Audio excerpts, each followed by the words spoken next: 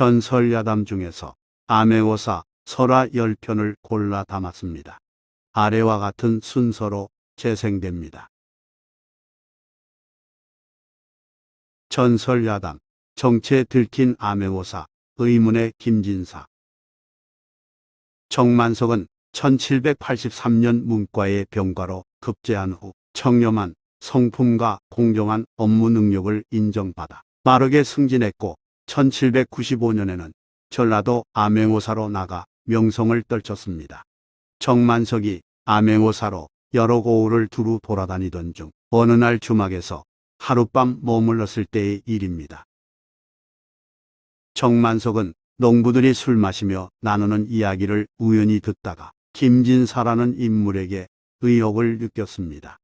김진사는 어디서 왔는지 정체 모를 사람인데도 많은 하인을 거느리고 다니면서 큰돈을 쉽게 벌어온다고 했기 때문입니다. 그 말을 들은 정만석은 김진사를 도적의 괴수로 의심했습니다. 정만석은 그 집의 위치를 물은 후 이튿날 찾아갔습니다. 으리으리한 저택에 일하는 사람들이 무척 많았습니다. 정만석은 안내를 받아 방에 앉았고 김진사로부터 융숭한 대접을 받았습니다. 김진사의 외모는 험상궂지 않고 기품이 있어 보였습니다. 다음 날 김진사는 정만석에게 이렇게 말했습니다. 며칠 다녀올 때가 있어서 실례하겠습니다. 청컨대 그대는 여기 머물러 주시오. 아닙니다. 저도 또한 일이 있어 여기 오래 머물 수 없습니다. 정만석은 먼저 김진사 집에서 나와 숨어 있다가 김진사의 뒤를 밟았습니다. 김진사는 부하 여럿을 거느리고 길을 가다가 어느 주막으로 들어갔습니다. 정만석도 시치미를 떼고 주막에 들어가서 우연히 다시 만난 것처럼 인사를 나눴습니다. 이튿날 김진사 일행은 길을 떠났고 정만석도 함께 걸었습니다. 이때 머리에 무거운 보따리를 이고 가던 여인이 불안한 표정으로 김진사에게 산 너머 동네로 가는 길을 물었습니다. 김진사는 여인 얼굴을 훑어보더니 말했습니다. 큰 길로 가면 목숨을 잃을 것이니 저 산길로 돌아가시오. 그러자 여인은 살 길을 알려주어 고맙다면서 머리에 이고 있던 짐을 김진사에게 사례로 주었습니다. 여인은 모망치듯 재빨리 산길로 사라졌고 얼마 지나지 않아 몽둥이를 든 장정 여러 명이 나타나서는 김진사에게 혹시 방금 전 여자 한 명을 봤냐고 물었습니다. 저 큰 길로 가더이다. 김진사는 엉뚱한 길을 알려주었고 장정들은 우르르 그곳을 향해 뛰어갔습니다. 비가 내리기에 김진사 일행과 정만석은 근처 주막으로 몸을 피했습니다. 수하 한 명이 돈이 없다고 말하자 김진사가 보따리를 푸니 엽전 30냥과 명주 20필이 들어있었습니다. 김진사는 그중 일부로 계산하게 했습니다. 잠시 후 다시 길을 나섰다가 긴 장내 행녀를 만났습니다. 사람 수로 보아 재산 많은 집안의 장례로 보였습니다. 김진사는 자신을 지관이라고 밝히면서 상주에게 몇 자리를 물어보더니 그것은 구멍이 있는 흉한 땅이라고 말했습니다. 과연 무덤 밑을 조금 더 판 후 지팡이로 탁 치니 구멍이 뚫리면서 땅이 내려앉았습니다. 깜짝 놀란 상주는 김진사에게 길지를 알려달라고 부탁했습니다. 김진사가 5,000냥을 낼 수 있냐고 묻자 상주는 10,000냥이라도 드리겠다고 답했습니다. 김진사는 좋은 외자리를 정해주고 10,000냥을 벌었습니다. 김진사는 어리둥절한 정만석의 손을 잡으며 함께 집으로 돌아가자고 부탁했습니다. 밤에 주안상을 앞에 두고 김진사가 정만석에게 말했습니다. 어사또 이만하면 나의 정체를 알겠소. 나는 그대가 어사임을 알고 있었소. 내가 도적인 줄 의심하고 내 뒤를 뒤쫓고 있는 것도 알고 있었다오. 정만석은 소스라치게 놀랐지만 김진사는 태연하게 말을 이었습니다. 처음에 돈 30냥을 얻으면 여인의 다급함과 흐트러진 옷차림을 보건대 간통이 들통나서 도망치는 것이었기에 사람 목숨 구해주는 값으로 받은 것이라오. 장지에 구멍 뚫린 일은 내가 이곳 지리와 지맥을 잘 알기에 가능했던 일이라오. 죽은 분의 암울함을 구해주고 받은 돈 만냥이 도리에 어긋난 일이라 생각하시오. 이후에 두 사람은 여러 대화를 나눴는데 김진사의 해박함과 통찰력에 감탄한 정만석은 교수를 권했습니다. 하지만 김진사는 자유롭게 사는 게 좋다면서 알쏭달쏭한 말을 했습니다. 앞으로 20년쯤 후 우리가 다시 만날 터이니 그대는 왕사를 돕고 국가에 봉사하고 있으시오. 정만석은 한양으로 돌아가 임금에게 감찰 활동을 보고한 후 김진사를 찾고자 애썼으나 끝내 간 것을 알아내지 못했습니다. 세월이 흘러 1811년 12월 홍경래가 정부 차별에 분노한 평안도 상인과 농민들 호응을 바탕으로 반란을 일으켰습니다. 해를 넘긴 후 관군에 밀리자 홍경래는 정주성 수비를 굳건히 하며 버텼습니다. 조정에서는 정만석을 관소위무사로 파견하여 사태를 수습시켰습니다. 정만석이 정주성 공략 방법에 골몰하던 어느 날 저녁 김진사가 정만석을 찾아왔습니다. 김진사는 옛날 재회 예언을 거론하며 정만석에게 화공책을 일러줬습니다. 성 밑으로 땅을 파서 폭약을 터뜨리면 반란군을 제압할 수 있을 것이오. 그런데 말을 마친 김진사 표정은 무척 쓸쓸해 보였습니다. 자기 계책으로 수많은 농민의 희생이 생길 것임을 예상했기에 그랬습니다.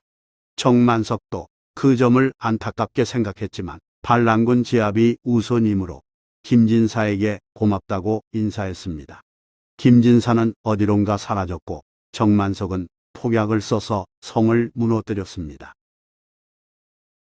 홍경래는 총에 맞아 죽었고 참모 우운칙과 홍총각은 사로잡혀 한양으로 압송된 후 처형당했습니다.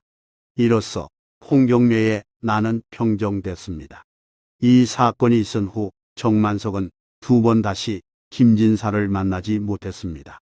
하지만 정만석은 일생 내내 김진사를 잊지 못했다고 합니다. 전설야담 어사 이종백의 남다른 계책. 조선 영조 때 영호남 일대는 민심이 흉흉했으며 사방에 도적이 날뛰었습니다. 영조는 이를 크게 걱정하여 암행오사를 파견했는데 그중 총명하고 판단력이 뛰어난 이종백에게 기대하는 바가 컸습니다.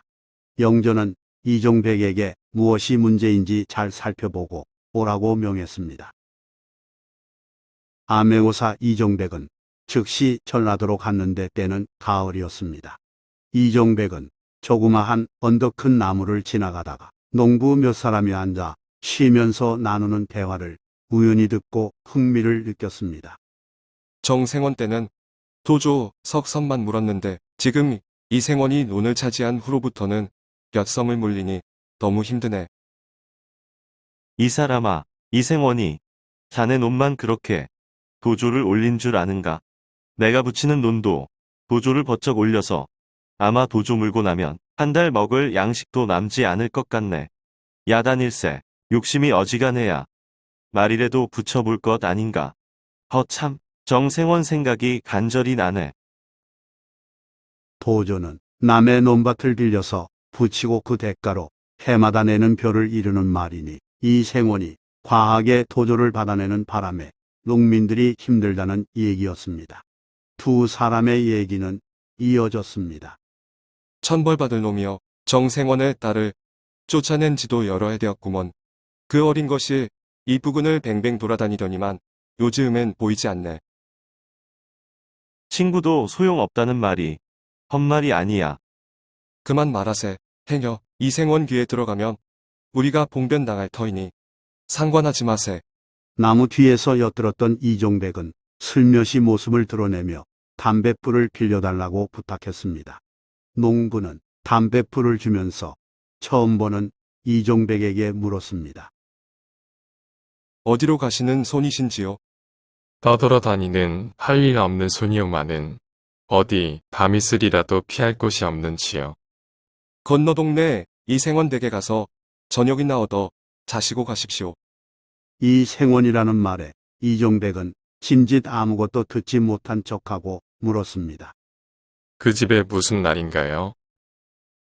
특별한 날이어서가 아니라 그 집이 이 근방에서 제일 가는 부자이기에 한 말입니다. 그 집이 언제부터 부자가 되었는지요. 한 10년 되었습니다. 우리가 뭐 자세히 알겠습니까만 남의 말들이 친구 재산 때문이랍니다. 이런 정도의 문답을 끝낸 다음 이종백은 더 캐묻지 않았습니다. 그들에게 수상한 느낌을 줄까 우려되어서였습니다. 이종백은 우선 동원에 들러 신분을 밝히고 여러 사건 문서를 검토하다가 남장한 여도적 한 사람을 발견했습니다. 이상하게 생각한 이종백은 그 도적을 동원 뜰 앞에 불러내어 문초했습니다. 사또 목소리가 아님을 확인한 후 여도적은 지친 목소리로 흐느끼며 말했습니다. 소녀 집안은 대대로 남부럽지 않게 살아왔으나 소녀 부친대에 와서 오직 소녀 하나만을 낳고 불행히 양친이 세상을 떠났습니다. 부친은 한 동리에 사는 이생원에게 소녀를 부탁하면서 집안의 토지와 가산도 전부 맡겼습니다.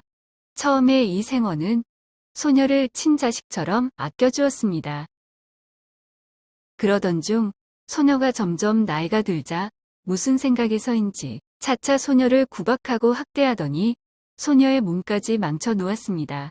소녀는 그 집에서 뛰쳐나와 원수를 갚고자 남자로 변장하고 야음을 이용해 그 집에 뛰어들었으나 약한 여자 몸이라 하인에게 붙잡히고 도둑이라는 누명을 쓴 채 죽을 날만을 기다리고 있사옵니다.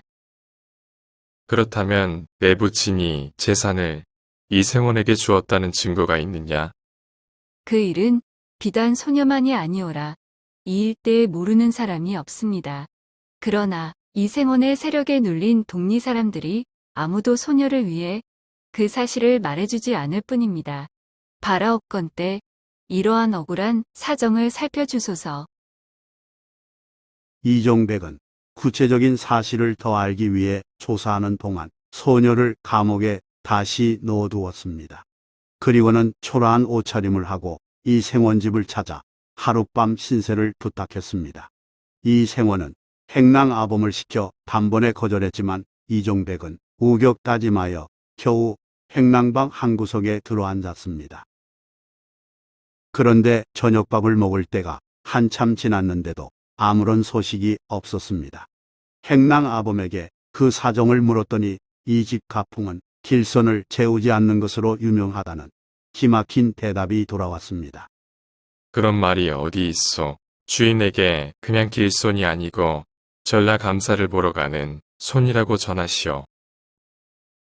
행랑아범은 안으로 들어갔다 나와서 이종백을 안사랑으로 안내했습니다. 이종백이 주인과 수인사하고 점잖게 대자한 뒤 밥상이 들어오는데 보리밥과 김치 한 그릇뿐이었습니다. 이종백은 이 생원의 홀대에 그저 아연했습니다.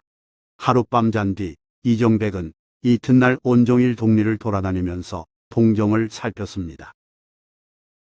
하나같이 이생원에 대해서 욕심쟁이, 구두쇠, 수전노라고 욕하였지만 정생원과의 관계며 그의 딸 정용아에 대해서는 입을 봉했습니다. 그러다가 한 노인을 만나서 그 전말을 들을 수 있었습니다. 이종백은 증거가 불충분하므로 괴로써 이생원을 잡을 도리밖에 없다고 판단했습니다. 며칠 후 이생원 집에 건장하게 생긴 장정 한 사람이 찾아와서 밥만 먹여주면 만족한다면서 머슴으로 부려달라고 부탁했습니다. 욕심 많은 이생원은 별로 의심하는 바 없이 포기굴로 들어왔다라며 좋아했습니다. 이종백은 또한 도적 중에 부잣집만을 약탈한 김석삼이라는 의족 한 사람을 이용했습니다. 이종백이 김석삼을 불러 이생원을 아느냐고 물었더니 천하의 흉한 놈이라는 대답이 돌아오기에 그에게 귓속말로 뭔가 일러주며 그날로 석방했습니다. 감옥에서 나온 김석삼은 점잖게 차려입은 다음 좋은 술과 안주를 가지고 이생원을 찾아가서 적당한 핑계를 댄 다음 밤새도록 술을 마셨습니다.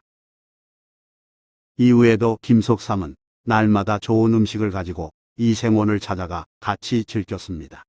이생원은 몇 달을 공짜로 먹고 지내니 살림이 느는 기분이 들어서 행복했습니다.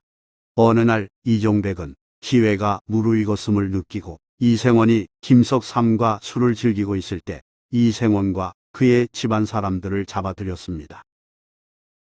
어사 이종백은 먼저 김석삼을 문초했습니다.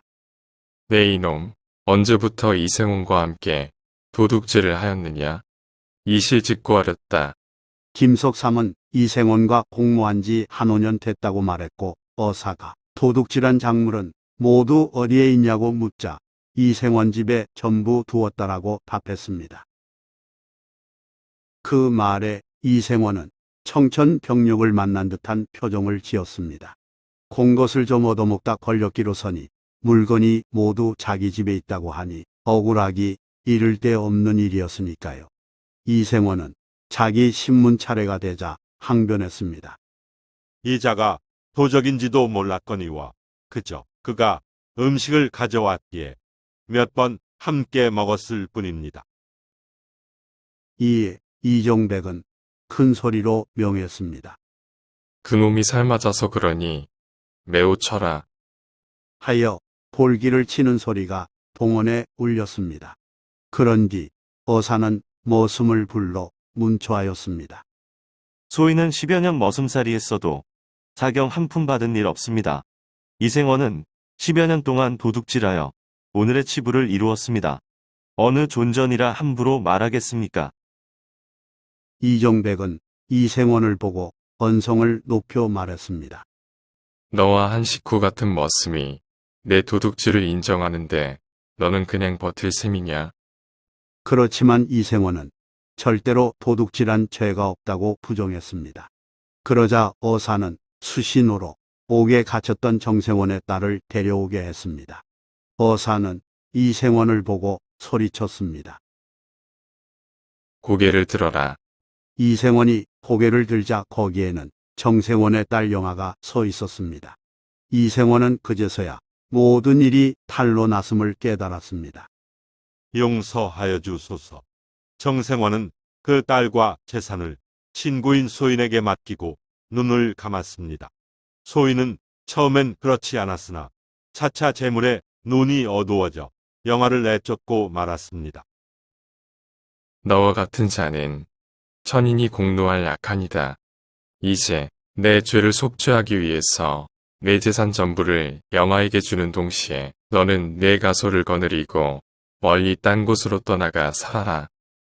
이리하여 이생원은 집과 토지 전부를 영아에게 물려준 다음 거린이 되어 정처 없이 떠났습니다. 사람들은 어사의 일처리에 감탄했다고 합니다. 전설야담 암행어사를 살린 젊은 여인의 가슴.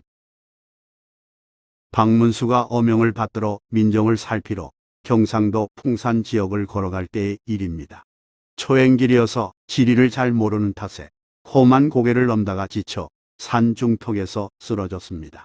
온종일 굶어 몹시 배고프고 땀을 많이 흘려 목이 말랐지만 주위엔 사람의 그림자도 보이지 않았습니다. 박문수는 그대로 쓰러져 잠이 들었다가 겨우 잠에서 깼으나 힘이 없어서 일어서지를 못했습니다. 2, 3일을 그렇게 산길에 누워서 사경을 헤매고 무엇보다 갈증이 심해서 목이 타들어갈 지경이었습니다. 물 좀 주시오. 목구멍에서 겨우 내뱉은 목소리는 허공에 흩어질 뿐이었습니다. 체력이 완전히 바닥났다고 느낀 박문수는 생을 마감하리라 각오하고 지그시 눈을 감았습니다. 그때였습니다. 아낙네들의 말소리가 들렸습니다. 산에 나물과 약초를 캐러 온 아낙들이었습니다. 박문수는 가느다란 소리로 물을 호소했으나 아낙들은 죽어가는 거지로 생각하여 다가오려 하지 않았습니다.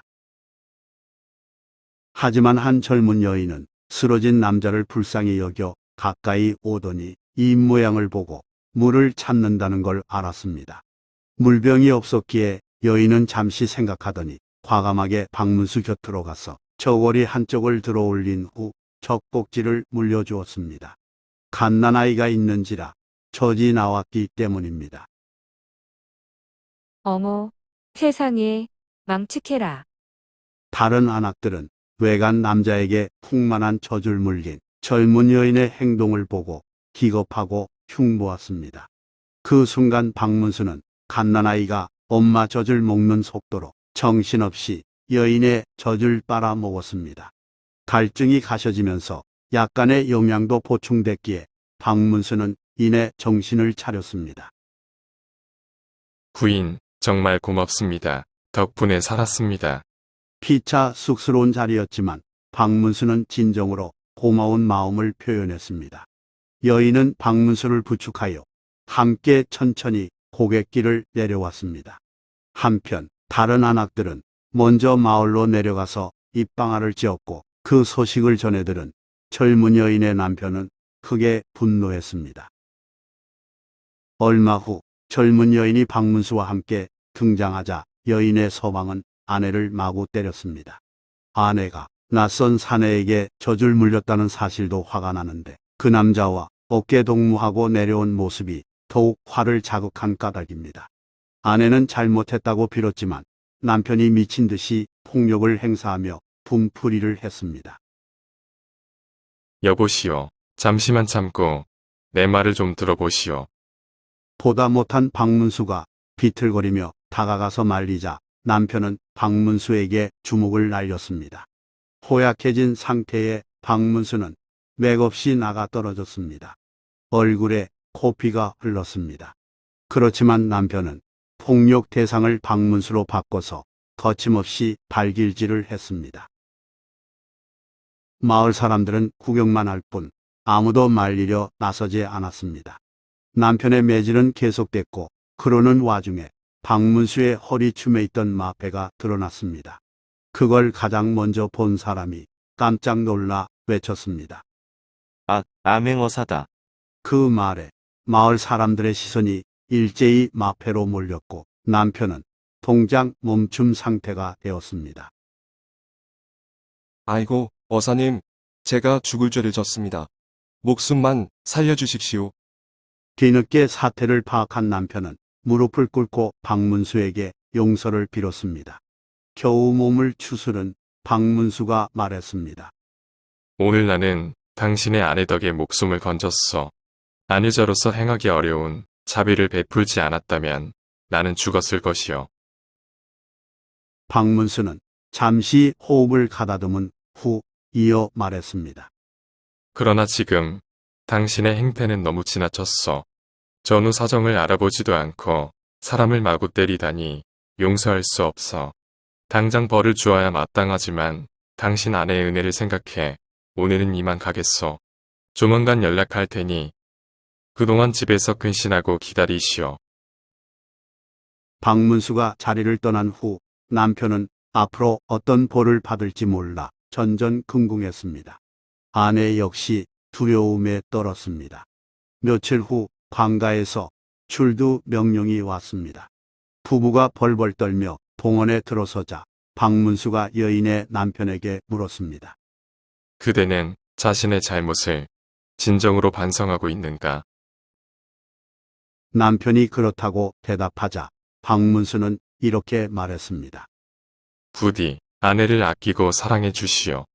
나의 생명을 구해준 은혜에 조금이라도 보답하고자 얼마간의 전답을 준비했으니 행복하게 잘 살기 바라오. 큰 벌을 예상했다가 뜻밖의 선물을 받은 부부는 감격의 눈물을 흘렸습니다. 남편은 아내 덕분에 자신의 죄가 면책됐음을 알았기에 이후 부부는 매우 금실 좋게 살았다고 합니다. 또한 이때부터 박문수 어사가 죽을 뻔했던 고개를 준비 없이 가면 안 되는 고개라는 뜻의 금비령이라 부르게 됐습니다. 일화의 주인공 어사는 박문수가 아닐 가능성이 높지만 전설은 그렇게 전해져 오고 있습니다. 만물유래는 역사문화 유래 콘텐츠 채널입니다. 좋아요 및 구독은 더욱 알찬 영상 제작에 큰 힘이 됩니다. 전설야당, 미남오사, 미녀주모의 엇갈린 운명. 조선 중력, 난파 홍원은 어려서부터 성격이 단정하고 신중하여 장난을 멀리했으며 학문 탐구를 좋아해서 책을 많이 읽었습니다. 남중미색이란 말을 들을 정도로 외모가 뛰어났고 풍류도 즐겼지만 특이하게도 여인을 가까이 하지 않았습니다. 왜 그랬을까요? 젊은 시절 홍원은 많은 여인들로부터 연모의 눈길을 받았습니다.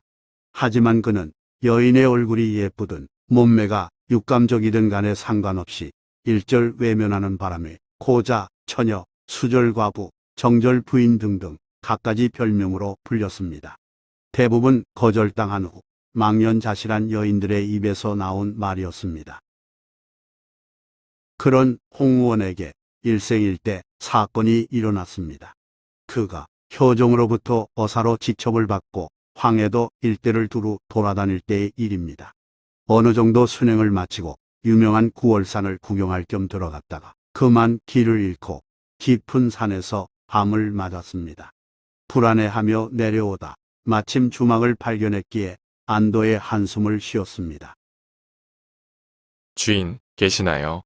나그네의 목소리를 듣고 한 여인이 방문을 살짝 열더니 진지는 대접할 수 있어도 자고 가는 일은 안 된다고 말했습니다.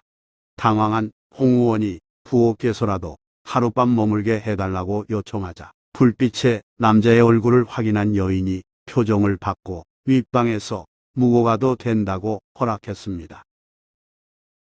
여인이 방을 치우느라 왔다 갔다 하는 동안에 홍우원은 토방에 앉아서 속으로 생각했습니다. 장안에서도 지금까지 저토록 아름다운 미인을 본 일이 없는데 산골에서 보다니 신기한 일이야. 내 비록 오입증이는 아니지만 이렇게 마음이 동하다니 저 여인은 혹시 둔갑한 여우인가? 여인은 밥상을 차려준 후 배고파서 만나게 밥 먹는 홍원을 물끄러미 바라보면서 생각했습니다. 수많은 사내를 봤지만 이토록 잘생긴 남자는 처음이네. 사내가 이리 아름답게 생길 수 있을까? 홍우원은 밥술을 뜨다가 여인에게 소복을 입고 있는 이유를 물었고 여인은 남편이 얼마 전에 죽어서 그렇다고 대답했습니다. 외모 출중한 두 남녀는 서로를 탐색하다 각자 상상의 세계를 논이뤘습니다. 그렇지만 홍우원은 욕망을 꾹 누르고 윗방에서 잠을 청했습니다.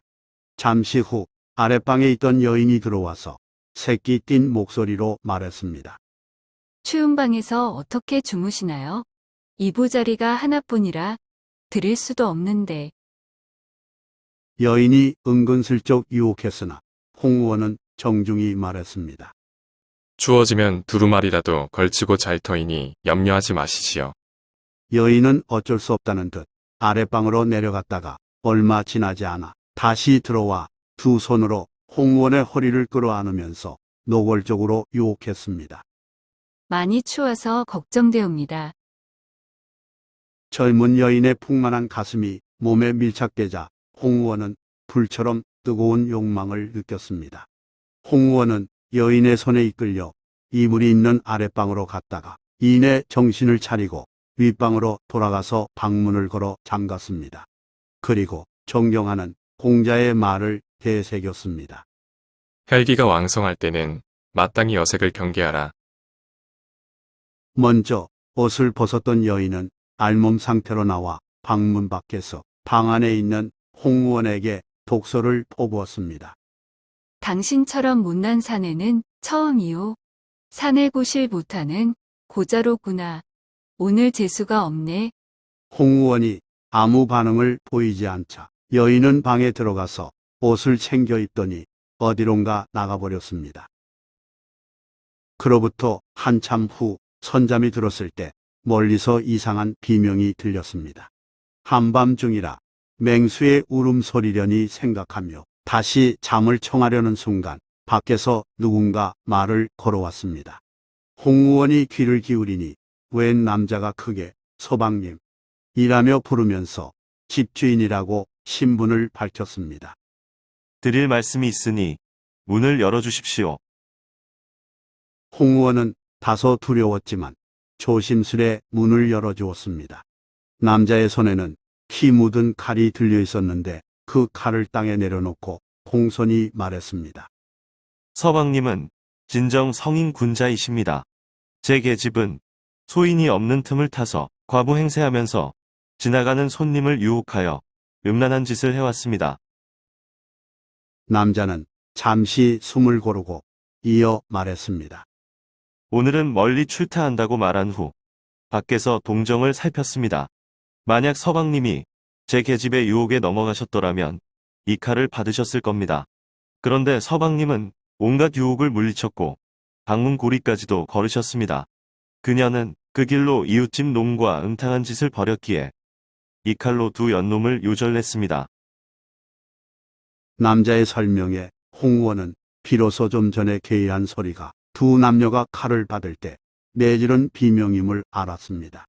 남자는 자신으로 인해 횡액을 당할지도 모르니 홍 의원에게 어서 피하라고 권했습니다. 이에 대해 홍 의원은 다음과 같은 말로 남자를 안심시켰습니다. 그 일은 등시포착이니 무슨 죄 될 것이 없소이다. 등시포착이란 간부가 간부의 배 위에 올라간 순간 이를 본 남편이 함께 쳐 죽인 것을 이르는 말입니다. 조선시대에는 등시포착을 살인죄로 인정하지 않았습니다. 어쨌든 홍 의원은 하마터면 목숨을 잃을 뻔한 그 험악한 장소를 남자와 함께 즉시 떠났다고 합니다. 홍 의원은 일찍부터 혈기가 왕성할 때는 마땅히 요색을 경계하라라는 공자의 말씀을 명심하여 한평생 몸을 그르친 일이 없었다고 합니다. 그래서 젊은 시절 여러 여인의 구애를 물리쳤는데 어사 신분일 때 극적인 사건까지 겪은 후에는 여색을 더욱 멀리했다고 합니다. 만물유래는 역사문화 유래 콘텐츠 채널입니다. 좋아요 및 구독은 더욱 알찬 영상 제작에 큰 힘이 됩니다. 전설야담 암행어사와 기생의 지략사움. 조선 선조 때 전라도 장성 일대에서 기생노화가 남자들을 홀린다는 소문이 자자했습니다. 예명은 갈대꽃이라는 뜻이지만 미모가 무척 뛰어난 절세미인이었기에 수령방백은 공물을 소홀히 하며 노화를 가까이 했고 관원들은 다투어 관아의 재물을 노화의 치마폭에 넣어 주었습니다. 이에 질세라 장성의 호색가들도 유흥비를 마련하느라 가산을 탕진했습니다. 노화라는 요물이 문제로구나. 조정에서는 노화를 요사스러운 사람으로 여겨서 대책을 논의했습니다. 임금은 노수신을 전라 어사로 제수하며 그 기생을 물고 내라고 명했습니다. 물고는 죄인을 죽이는 일을 이르는 말입니다. 노수신은 즉시 길을 떠나 장성으로 향했습니다. 한고을의 평화를 되찾아주기 위해 며칠 동안 발걸음을 빨리해서 어느덧 장성 근처에 이르렀습니다. 날이 저물자 노수신은 주막에서 하루 머문 후 다음 날 출두하여 노화를 처단하기로 작정했습니다. 출두는 암행어사가 지방관아에서 자기 신분을 밝히는 일을 뜻하는 말입니다. 출출하니 밥상 좀 차려주소. 어사 노수신은 신분을 감춘 채 주모에게 저녁을 요청했습니다. 어쩐 일인지는 모르나 주모는 소복을 입고 있었는데 화장하지 않은 얼굴임에도 미모가 상당했습니다. 상을 차려주는 과정에서 보여준 몸짓에서는 은근한 요염함까지 풍겼습니다. 노수신이 소복 입은 이유를 묻자 주모는 남편을 여의고 수절 중이라고 대답하면서 가끔 밤이 외롭다고 말했습니다. 여인을 바라보니 단아하면서도 성적인 매력이 느껴졌습니다. 몇 차례 대화를 나눈 후 노수신은 속으로 이렇게 생각했습니다.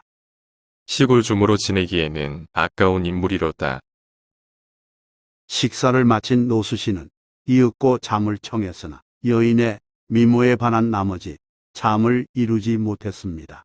욕정을 억제하려 애썼으나 뜻대로 되지 않았고 오히려 욕망이 더욱 커졌습니다. 노수신은 주모를 방으로 불러들인 후 하룻밤을 같이 보낼 수 있는지 떠보았습니다. 그러자 주모가 말했습니다. 저를 데려가서 같이 사시겠다면 수청을 들겠사옵니다.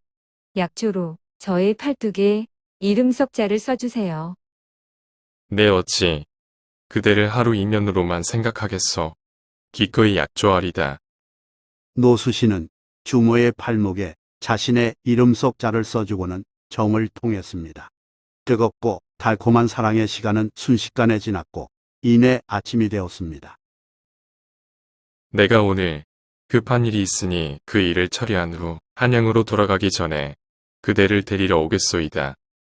노수신은 주모에게 이렇게 말한 후 관하로 가서 출두하고 노화를 즉시 대령하라고 명했습니다. 잠시 후 끌려온 노화는 형틀에 매이기 전에 한마디 하고 죽겠노라 말했습니다. 어사 노수신이 허락하자 노화가 실을 읊었습니다. 노화의 흰 팔에 누가 이름을 새겼는가? 흰 살에 먹물이 배겨 글자마다 분명하구나. 영산강 푸른 물이 흐르다가 마를지라도 님과의 굳은 맹세는 영원히 변치 않으리. 노화의 시를 들은 어사 노수신의 얼굴이 순간 굳어졌습니다. 장성 명기 노화가 간밤의 주모였음을 깨달았기 때문입니다. 그랬습니다. 노화는 한양에서 암행오사가 자신을 처형하러 내려온다는 소문을 먼저 접한 후 주막을 빌려서 기다렸습니다. 그리고는 서서히 어사의 마음을 흔들어 욕정을 자극하고는 계획대로 약조 이름을 자신의 팔뚝에 적게 하는 데 성공했습니다. 상황을 파악한 노수신은 안색을 바꾸어 이렇게 말했습니다. 어명으로 처형해야 하나 연고가 있어 그년을 죽일 수 없으니 풀어주어라. 노수신은 한양으로 돌아가서 이끌하여 모든 일을 밝히고 스스로 죄를 청했습니다. 그러나 임금은 노화의 지략과 노수신의 정직함을 감안해 노수신에게 그녀를 첩으로 맞아들일 것을 명했습니다. 노수신은 노화를 첩으로 들여 100년해로 했다고 합니다. 전설야담. 미궁에 빠진 살인사건. 범인은 누구? 박문수가 36세 때인 1727년의 일입니다. 어느 날 내관으로부터 영조의 서한을 받고 어사가 되어 영남 지방으로 민정을 살피러 갔습니다. 박문수는 경상도 산청에 도착해서 서류를 검토하던 중 6개월이 지났음에도 결론을 내지 못한 살인사건을 발견했습니다. 최진사 며느리 사건은 어이하여 미결 상태로 놔두었소. 박문수가 이유를 묻자 고을 사건은 이렇게 대답했습니다. 최진사가 자부를 범하려다 응해주지 않자 겁탈하고 살해한 사건인데 목격자가 있음에도 불구하고 본인은 물론 동네 사람들이 그 일을 인정하지 않고 있습니다. 목격자의 증언은 무엇이요? 이웃집 여인이 그 집에 들렀을 때 최진사 손에 칼이 들려있는 모습을 봤고 며느리의 속옷이 들추어져 있었다고 합니다. 범인은 왜 그 죄를 인정하지 않고 있어? 최진사는 몸에 꽂혀있는 칼을 뺐을 뿐 며느리를 죽인 사람은 자신이 아니라며 한사코 결백을 주장하고 있습니다. 증언 이외에 확실한 증거가 없다면 일단 최진사를 방면하시오. 내가 좀 살펴보리다. 박문수는 며칠 후 걸객 차림을 하고 최진사 집을 찾아갔습니다. 걸객은 남에게 구걸하여 거저 얻어먹고 지내지만 옷차림과 예의를 갖춘 사람을 이르는 말입니다. 실례합니다만 하룻밤 신세 질 수 있겠습니까?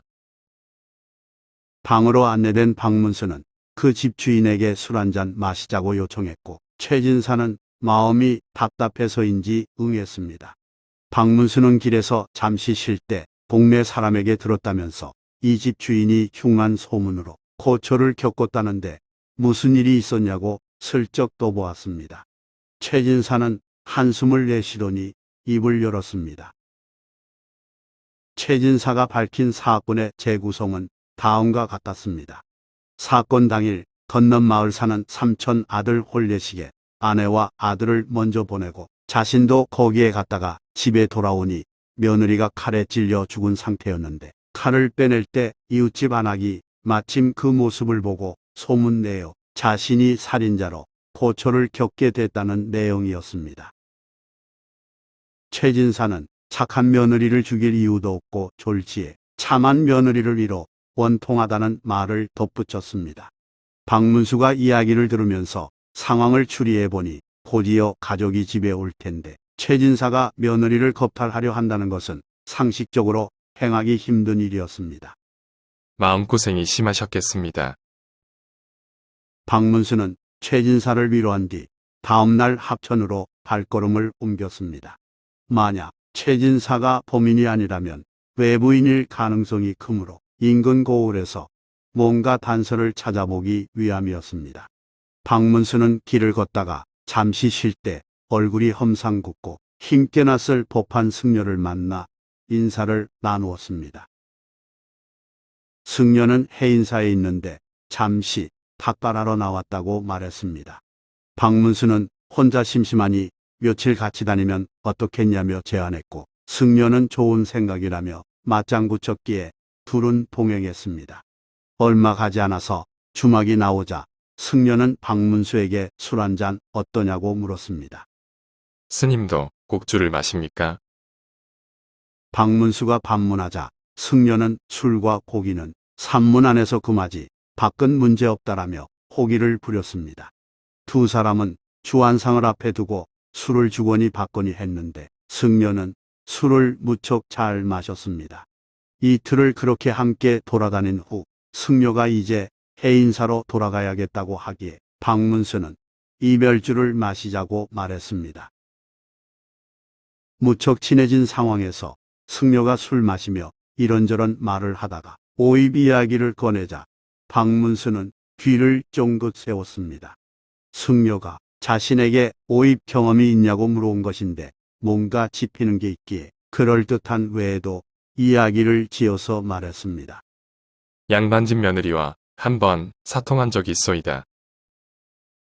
술이 거나하게 취한 승려는 자기도 여러 경험이 있다면서 자랑처럼 말했습니다.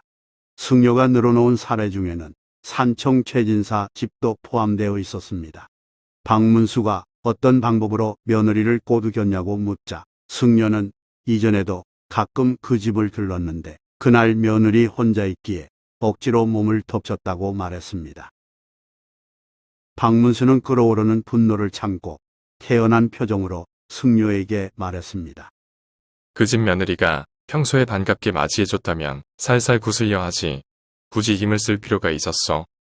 승려는 어림없는 말이라면서 때마침 사람이 아무도 없는 절호의 기회라서 그걸 놓치지 않았다며 자신의 행동을 합리화했습니다.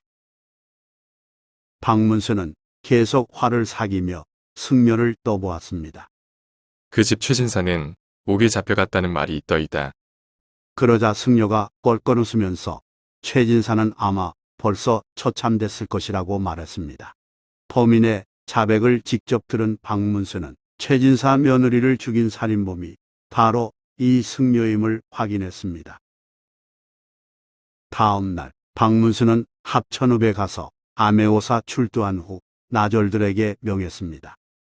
지금 당장 해인사에 가서 K라는 중놈을 포박한 후 산청으로 압송하라. 박문수는 먼저 산청 관하로 가서 해를 기다린 후 직접 신문했습니다. 박문수의 얼굴을 알아본 해에는 사색이 되어 사실을 자백할 수밖에 없었습니다. 이로써 며느리를 겁탈한 후 살해했다는 최진사의 억울한 평판은 벗겨졌고 박문수는 옥사를 바로 처리하여 그 명성이 높아졌습니다. 옥사는 반역이나 살인 따위의 중대한 범죄를 다스림을 이루는 말입니다. 덕분에 영남 일대에서 정부에 대한 신뢰도도 많이 좋아졌다고 합니다. 전설야당 임금이 내린 봉서 세통. 옛날 한양에 스스로 관상과 점을 잘 본다고 생각하는 윤시성을 가진 양반이 있었습니다. 어느 날 윤가는 자신의 얼굴을 보면서 혼자서 중얼거렸습니다. 나의 관상을 보니 벼슬은 하겠는데 북쪽 변방으로 갈 것 같군. 그리고 암행어사로부터 변을 당할지도 모를 운세인데 정말 그렇게 된다면 걱정이로군. 얼마 지나지 않아 윤가는 과연 함경도 영웅부사로 부임하라는 임금의 칙명을 받았습니다. 부사가 된 윤가는 수행원들을 거느리고 영웅고을을 향해 출발했고 다락원이란 곳에 이르러 점심을 먹게 됐습니다. 도봉동에 있던 다락원은 공무로 여행하는 관원을 위한 원, 즉 숙소가 다락으로 되어 있던 데서 유래된 마을 이름입니다. 공무원 여관이니만큼 많은 사람들이 들락날락할 때 박립을 쓴 상제 한 사람이 주막 안으로 들어와서 주인장 있느냐고 물었습니다. 주막집 여인이 나와서 아몸은 잠깐 외출하고 없다고 대답하자 상제는 알았다면서 돌아갔습니다. 그 상제를 지켜본 윤부사는 주막집 여인을 불러 물었습니다. 지금 왔던 그 상제는 누구인가? 이참판댁 자제분이신데 3년 전에 참판께서 돌아가셔서 지금 상제로 있는 중이옵지요. 그럼 금년이 탈상이겠구먼. 지내는 것은 어떤고? 참판께서 워낙 청렴하셨기에 요즘 몹시 궁색합지요. 초상 때 진 기까지 갚지를 못해서 매우 곤란한 형편에 있는 걸로 아옵니다. 알겠소. 주막집 여인으로부터 대략적인 상황을 파악한 윤부사는 무슨 생각에서인지 그 길로 이참판댁을 찾아가서 문상한 뒤 비통한 목소리로 고고를 했습니다. 집안 사람들이 의아하게 생각할 정도였습니다. 상제는 윤부사와 맞절한 뒤 궁금한 표정으로 물었습니다. 선친과는 어떤 사이시기에 그토록 차별하게 고글하셨는지요? 돌아가신 자네 춘부장하고는 형제 이상으로 절친한 사이였는데 내가 수년 동안 변방에 있었던 탓에 이렇게 나보다 먼저 세상을 떠나신 줄 몰랐다네. 그러나 이미 간 사람을 지금 슬퍼한들 무얼 하겠는가. 친구의 정분으로 자네를 도와주고 싶으니 이것을 지니고 있다가 나를 한번 찾아오게. 나는 지금 영흥부사로 부임해 가는 길일세. 윤부사는 상제에게 쪽지 한 장을 써주고서 이참판댁을 나왔습니다. 윤부사의 눈에 그 상제는 장례어사가 될 비범한 인물로 보였던 까닭에 뒷날 닥쳐올 애군을 미리 면해보자는 속셈에서 그리한 것이었습니다. 그해 겨울 탈상한 이참판댁 자제 이할림은 노자 몇 푼을 구해 도와주겠다는 영웅부사를 찾아갔습니다. 빚이 많아 무척 힘든 상황에서 달리 기댈 곳이 없었으므로 윤부사라는 존재는 가난해진 이할림에게 어둠 속에 한 줄기 빛과도 같았습니다. 걸음을 재촉하여 며칠 만에 영웅에 도착한 이할림은 파수를 보던 문지기에게 쪽지를 보여주고 통인의 안내를 받아 윤부사를 만났습니다. 그런데 윤부사는 이할림의 얼굴을 보더니 갑자기 언짢은 표정으로 누구냐고 물었습니다. 당황한 이할림은 일전에 다락원 근처 상갓집에서 뵌 적이 있는 그 상제임을 밝히면서 쪽지를 건넸습니다. 저더러 영웅에 찾아오라시며 이런 쪽지까지 써주셨는데 글쎄 그 일을 잊었사옵니까? 뭐 이참판댁 아들이라고. 난 이참판이란 사람의 이름을 들어본 적도 없다. 윤부사는 그 쪽지를 짝짝 찢어 내던지며 호령을 내렸습니다. 여보아라. 거짓말하는 이 미친 놈을 당장에 끌어내어 고을 밖으로 내쫓거라. 지금 젊은이는 장례어사가 될 관상이 아닐 뿐만 아니라 자신을 해칠 얼굴로 보이기에 그랬습니다. 동원에서 쫓겨난 이할림은 길가를 헤매다 추위를 피하고자 방앗간 안으로 들어갔습니다. 윤부사의 엄명이 있었기에 어느 집도 그를 들여보내주지 않았고 가지고 나온 여비까지 다 떨어져서 어디 갈 곳이 없었습니다. 그때 한 할머니가 따라 들어와서 물었습니다. 어디서 온 사람이기에 이렇게 추운 날 여기서 떨고 있소? 이할림은 사정을 설명하고 여기서라도 밤새려 한다고 말했습니다. 그러자 할머니는 혀를 끌끌 찼습니다. 세상에나 사람 인심이 어찌 그럴 수 있나. 지나는 길에 이상해서 들어와 봤는데 여기 있다가는 얼어 죽을 테니 일단 우리 집으로 같이 갑시다. 이할림이 할머니 집으로 가니 젊은 여인이 한 사람 있었습니다. 딸인데 시집가서 3년도 안 돼 남편을 여의고 이렇게 내 밑에 와 있소. 저의 아버지까지 없으니 나하고 두 과부가 한 집에서 사는 셈이라오. 이할림은 천행으로 은인 할머니를 만나 한겨울을 그 집에서 보내고 그 집 딸과 인연까지 맺었습니다. 이듬해 봄에는 장모로부터 여비를 받아 한양으로 돌아왔습니다. 이할림은 그의 봄에 열린 과거의 응시에 장엄급제했습니다. 겨우내 절치부심하며 열심히 공부한 덕분에 가능한 일이었습니다. 임금을 아련했을 때 임금이 말했습니다. 지금까지 겪은 일 중에서 이야기거리가 될 만한 경험담이 있거든. 한번 말해보라. 이할림은 영흥에서 지냈던 이야기를 요약해서 말했습니다. 임금은 조용한 곳으로 이할림을 불러 봉소석장을 내주면서 말했습니다. 이 봉투를 가지고 집으로 돌아가서 첫 봉을 떼어보라. 이할림이 집에서 첫 봉투를 여니 이런 글이 씌어 있었습니다. 함경도 어사를 제수하노라. 지금 곧 내려가서 재물을 모으느라 인심을 익은 영흥부사를 파직시킨 뒤 두 번째 봉서를 떼어보라. 이할림은 일부러 헤어진 옷에 쭈그러진 갓을 쓰고 영흥으로 갔습니다. 큰 벼슬을 기대했던 아내가 초라한 남편의 행색을 보고 실망스러운 표정을 짓자 이할림이 이렇게 말했습니다.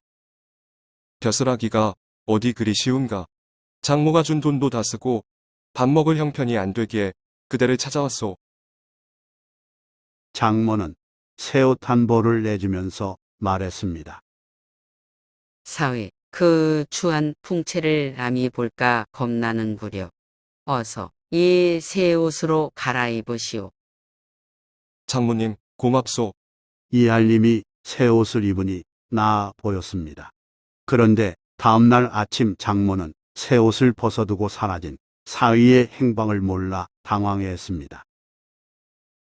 그로부터 얼마 후 영흥 고을이 떠들썩해졌습니다. 암행어사가 출두해 영흥 부사를 파직했다는 소문이 빠르게 돌았기 때문입니다. 궁금해진 장모가 동원으로 가보니 놀랍게도 암행어사가 자신의 사위였습니다.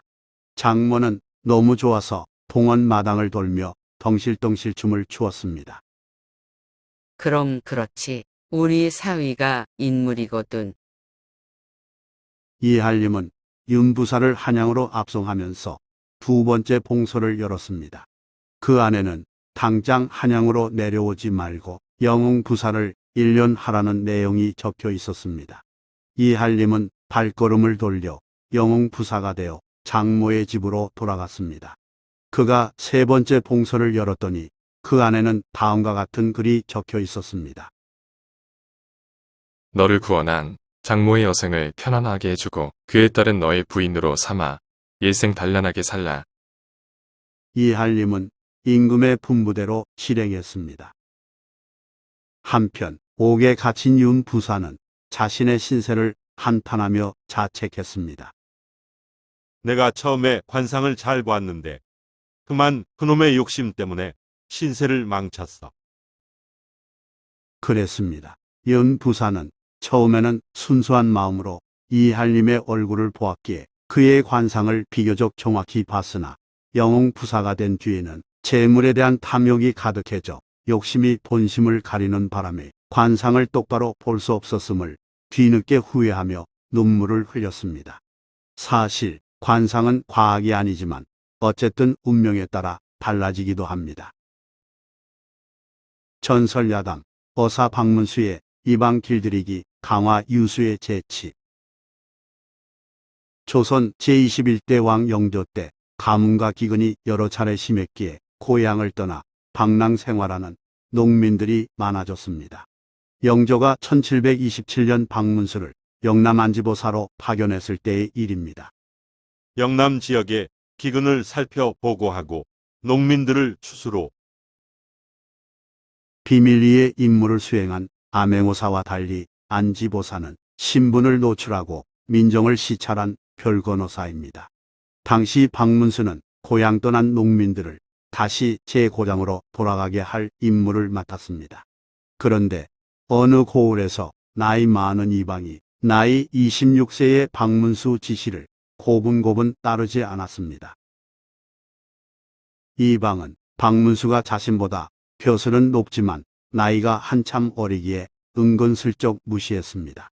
그걸 느낀 박문수는 무슨 생각이 들었는지 이방에게 가장 긴 수수깡을 배워오라고 지시했습니다. 이방이 자기 팔보다 2배가량 긴 수수깡을 따오자 박문수는 그걸 구기지 말고 소매에 전부 넣으라고 명했습니다. 이방은 그렇게 할 수가 없었습니다. 구기지 않는 한 넣을 수 없는 일이었으니까요. 그러자 박문수가 이렇게 호통을 쳤습니다. 이방, 1년 차란 수수깡도 자기 소매에다 못 넣으면서 이 신김긴 묵은 나를 자네 소나기에 넣으려고 하는가? 이 말에 이방은 납작 엎드리며 이후 지시를 잘 따랐다고 합니다. 그로부터 세월이 흐른 뒤 박문수가 강화도로 시찰을 나갔습니다. 강화도의 선상이 영조가 내린 금주령을 어기고 있다는 첩보를 접수한 까닭입니다. 선상은 배에 물건을 싣고 다니며 장사하는 사람을 이르는 말인데 강화 유수가 제대로 단속하지 않았음이 분명했습니다. 박문수는 현장 증거를 잡기 힘들므로 무언가 꼬투리를 잡아 강화 유수에게 벌을 주고자 했습니다. 박문수는 나루로 마중 나온 강화 유수에게 김포에서 가장 높은 문수산을 가리키며 저 산 이름이 뭐냐? 고 물었습니다. 사실 이름을 알고 있으나 기휘를 유도하기 위한 질문이었습니다. 기휘는 오서른의 이름 부르기를 꺼리는 풍속을 이르는 말이며 자신보다 연장자나 지위 높은 사람의 이름을 부를 경우 불경제로 다스려졌습니다. 문수산의 한자는 박문수의 이름과 다른 한자이지만 발음이 같으므로 그대로 말하면 안 됩니다. 하지만 강화 유수도 만만한 인물이 아니었습니다. 김포에서는 으뜸산이고 강화에는 앞산이오시다. 강화 유수는 떼를 내어 위와 같이 응답했습니다. 이름만 거명하지 않았을 뿐 위치와 상태를 정확히 설명한 것입니다. 예상치 못한 대답이 나오자 박문수는 이렇게 말했습니다. 강화 유수, 여기서 늙어 죽을 때까지 하시오. 말을 마친 박문수는 껄껄 웃으며 더 이상 어쩌지 못하고 그냥 돌아왔다고 합니다. 사실 문수산 일화의 주인공은 박문수가 아닐 가능성이 높습니다. 그럼에도 불구하고 어사 박문수가 뛰어난 활약을 펼친 일화가 워낙 많다 보니 인간미를 강조하고자 이런 실수담도 생긴 것으로 여겨집니다. 전설야담, 샘물에 비친 얼굴. 옛날 경기도 광주에 도시 성을 가진 부자가 아들 형제를 데리고 살았습니다. 큰아들은 몸이 튼튼하지만 공부하기를 싫어했으며 심술이 많은 반면 둘째 아들은 몸이 허약했으나 글 읽기를 좋아하고 마음씨가 착했습니다. 도부자는 대조적인 성격의 두 아들 중 둘째 아들을 더 사랑했습니다. 형은 그런 동생이 못마땅했지만 아버지의 눈치를 보느라 참고 지냈습니다. 이번에 과거를 보겠습니다. 그래 열심히 공부했으니 틀림없이 과거에 붙으리라 믿는다. 그러나 과거 시험을 얼마 앞둔 어느 날 도부자는 갑자기 세상을 떠났습니다. 그러자 평소에 아우를 미워하고 시기에 오던 형은 그때부터 동생을 구박했습니다. 공부하면 밥이 나오냐? 떡이 나오냐? 가서 땔감이나 구해와. 형은 동생의 공부를 방해하고 기니를 굶기는가 하면 이유 없이 매질하며 괴롭혔습니다. 동생은 형이 시키는 대로 산에 가서 해질 때까지 나무를 해온 후 밤에 몰래 공부를 했습니다. 과거 합격은 아버지가 바라던 일이자 자신의 목표였기 때문입니다. 아버님이 나를 더 사랑하셨기에 형님이 질투를 느끼는 것이지 형님도 나를 사랑할 거야. 하지만 형의 본성은 그렇지 않았습니다. 형은 건달 한 명을 구한 다음 많은 돈을 주고 동생을 죽여달라고 부탁했습니다. 아버지로부터 물려받은 재산을 독차지하기 위함이었지요. 동생이 아침에 산으로 나무를 하러 갈 테니 미행하면서 기회를 봐 해치우시오. 건달은 동생의 뒤를 쫓아가면서 심리적으로 갈등을 겪었습니다. 평소 소문을 들어 동생이 착하다는 걸 알고 있었기 때문입니다. 그런 사람을 죽이면 자신이 천벌을 받을 것 같은 두려움이 밀려왔습니다. 하여 건달은 동생을 불러 세운 다음 자초지종을 말해줬습니다. 당신을 죽인 것처럼 해야 하니 이 돈을 갖고 다른 곳으로 가서 사시오. 건달이 약간의 돈을 주며 멀리 가달라고 부탁하자 동생은 고맙다는 말과 함께 눈물을 흘리며 고향을 떠났습니다. 건달은 형에게로 가서 동생을 죽였다고 거짓말했습니다. 그로부터 10여 년 세월이 흐른 뒤 동생은 갖은 고생 끝에 과거에 급제했으며 암행어사가 되어 고향으로 발걸음을 옮겼습니다. 그러나 그는 옛날에 착한 동생이 아니었고 걷는 걸음도 가볍지 않았습니다. 자기를 죽이려 한 형에게 복수해야겠다는 생각이 마음에 가득했기 때문입니다. 동생은 아버지 묘소를 성묘한 후 형에 관한 소식을 염탐했습니다. 그동안 형은 그 많은 재산을 모두 써버리고 투전판을 돌아다닌다는 소식이 들어왔습니다. 아버님이 그토록 힘들게 모은 재산마저 탕진하다니 도저히 용서할 수 없다.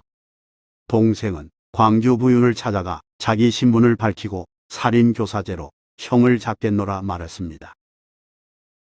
동생은 걸음을 재촉하다가 우연히 맑은 샘물을 발견하고 잠시 목을 축이려 했습니다.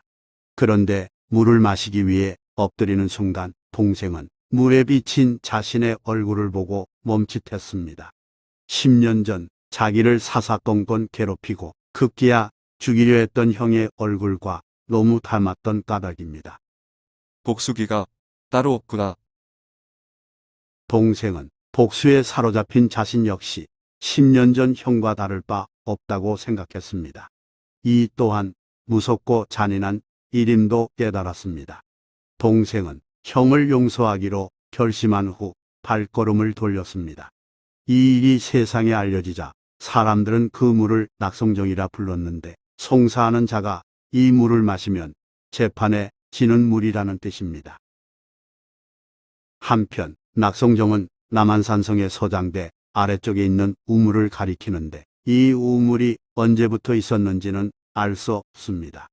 샘물을 우물로 만든 것인지 샘물 근처에 우물을 판 것인지조차 정확히 알 수 없습니다.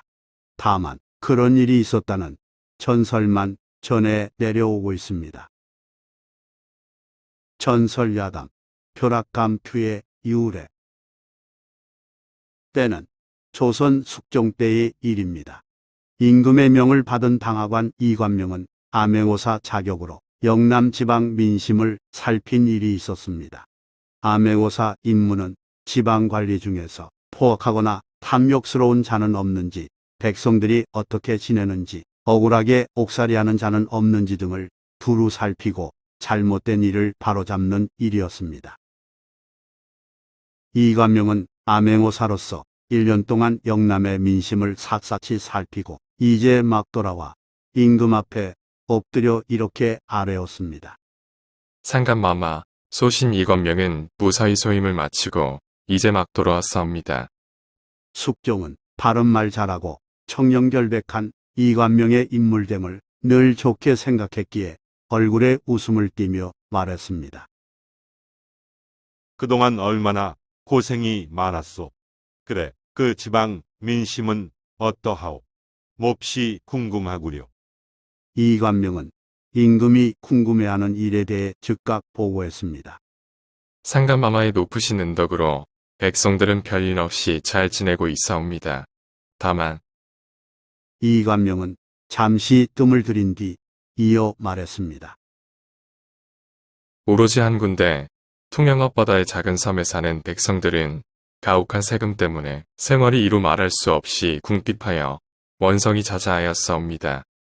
이관명은 임금 마음이 불편할 줄 알면서도 있는 그대로 아뢰었습니다. 숙종이 의아한 듯 물었습니다. 그래, 그렇다면 그 섬은 누구의 소유인데 그렇듯 민폐가 심하단 말이오. 아뢰옵기 황공하오나 그 섬은 바로 상간마마의 총애를 받는 후궁의 것이옵니다. 소인이 보기에도 바치라는 세금이 지나치게 많아 그곳 백성들 원성이 극심하옵니다. 이렇게 말하며 이관명은 후궁 소유인 그 섬을 하루속히 다시 나라의 재산으로 바꾸고 다른 곳과 마찬가지로 공평하게 세금을 거둬야 한다고 아뢰었습니다. 이관명은 사실을 말했지만 그 말을 들은 숙종은 기분이 매우 언짢았습니다. 자신이 총애하는 후궁을 비방하는 것이나 다름이 없었기 때문입니다. 숙종은 자신의 주먹으로 탁자를 내리치며 말했습니다. 한 나라의 임금으로 조그만 섬 하나를 후궁에게 준 일이 경은 그렇게도 못마땅하단 말이오. 임금이 크게 노하자 여러 대신들은 서로 얼굴만 쳐다볼 뿐 어찌할 바를 몰랐습니다. 이관명도 조금 놀라기는 했지만 침착하게 말했습니다. 소신이 상간마마를 가까이 모시고 있을 때는 이처럼 진노하시지 않으시더니 어명을 받들어 1년 동안 자리를 비운 사이 상간마마의 과격하심이 어찌 이에 이르셨사옵니까? 이관명은 조금도 굽히는 기색 없이 계속 아뢰었습니다. 이는 상간마마께 올바른 말을 올리는 신하가 없었다는 것이오니 어찌 이들을 믿고 막중한 국사를 논할 수 있겠사옵니까? 상간마마께 없어는 이들 대신들을 당장 파직시키셔야 될 줄로 아뢰옵니다. 이 말을 들은 대신들은 너무 어이가 없어 아무 말도 못했습니다. 그러자 숙종은 무슨 생각을 했는지 갑자기 분부를 내렸습니다. 여보하라. 승진은 곧 침의 전교를 받았을 치묵을 준비하도록 하여라. 모든 대신들은 이관명에게 큰 벌이 내려지리라 예상하고 숨죽이며 가만히 있었습니다. 이윽고 승지가 기록할 준비를 모두 마치자 숙종이 입을 열었습니다. 전수의 이관명에게 부재학 벼슬을 내리노라. 수의는 암행어사를 이루는 다른 명칭이고 정삼품 이하 당하관직입니다. 이에 비해 부재학은 정삼품 당상관의 조선 최고 학문기관 홍문관의 실제 책임자 관직입니다. 또한 떼어놓은 당상이란 말이 있을 정도로 당하관과 당상관은 큰 차이가 있습니다. 그런데 숙종이 당하관 이관명을 당상관 부재학으로 갑자기 승진시킨 것입니다. 너무나 뜻밖의 말에 승진은 임금의 얼굴만 바라보았습니다. 잘못 분부를 내린 것은 아닌지 기색을 살피기 위함이었지요. 그러자 숙종은 승지에게 어서 받아 쓰라고 재촉했습니다. 승진은 침의 말이 들리지 않는가? 황공하옵니다. 상간마마. 이렇게 대답하며 승지는 황급히 임금의 어명을 기록했습니다. 승지가 임금의 분부를 받아 쓰자 숙종이 또다시 말했습니다. 부재학 이관명을 다시 홍문재학으로 임명하노라. 승지는 자신도 모르게 다시 숙종의 얼굴을 바라보았습니다. 홍문재학은 종이품의 홍문관의 우두머리 관직이었기 때문입니다. 승진을 비롯해 모든 대신들이 놀랐지만 가장 놀란 사람은 이관명이었습니다. 큰 벌을 각오하고 아뢰었는데 숙종이 뜻밖에도 높은 벼슬을 내렸으니까요. 이관명은 너무나 황송하여 그저 임금 앞에 무릎 꿇고 엎드려 있을 뿐이었습니다. 이를 지켜보던 숙종은 빙그레 웃으며 더욱 놀라운 어명을 내렸습니다. 홍문재학 이관명을 다시 호조 판서에 임명하노니 경은 앞으로 더욱 짐의 허물을 깨우쳐 주기 바라오. 호조 판서는 국가 재정을 담당하는 호조의 정의품 으뜸 벼슬입니다. 지금에 비유하면 기획재정부 장관에 해당하는 높은 벼슬이고요. 숙종은 그런 중요한 관직을 이관명에게 맡긴 것입니다. 국왕의 심기를 건드렸으므로 모두 벌을 주리라 예상했는데 순식간에 3단계 승진이라니 반전, 이런 반전이 없을 것입니다. 말을 마친 숙종은 옥좌에서 일어나 편전으로 들어갔습니다. 대신들은 너무나 뜻밖의 일이라 어명이 실감이 나지 않는지 어리둥절한 채 벌린 입을 다물지 못했습니다. 성은이 만극하옵나이다. 상감마마. 호조판서 이관명은 감격한 나머지 다른 말은 못하고 겨우 이 한마디만을 했습니다. 당시 사람들은 이처럼 파격적인 이관명의 출세를 벼락감투라고 부르며 부러워했습니다. 이후 벼락감투는 갑작스럽게 얻은 높은 벼슬을 속되게 이루는 말로 쓰였습니다.